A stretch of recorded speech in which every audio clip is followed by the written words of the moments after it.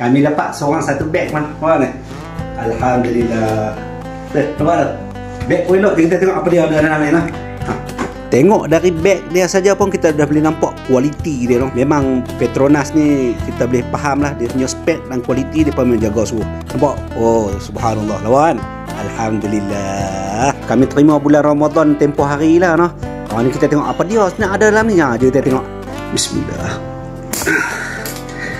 Apa dia ada dalam ni? Subhanallah. Tu macam-macam ada. Terima kasih banyaklah buat Yayasan Petronas. Ni apa dia ni? Alhamdulillah, memang beraneka hidangan yang ada kat sini noh. Ada yang masak terus pun boleh, ada yang kena masak pun dia. Memang sangat berguna lah. Terima kasih banyak noh buat Yayasan Petronas. Semoga Allah Ta'ala murahkan rezeki dan pelihara Petronas, insya-Allah. Amin. Sekadar tu dulu. Bermanfaat. Terima kasih banyak. Assalamualaikum warahmatullahi wabarakatuh.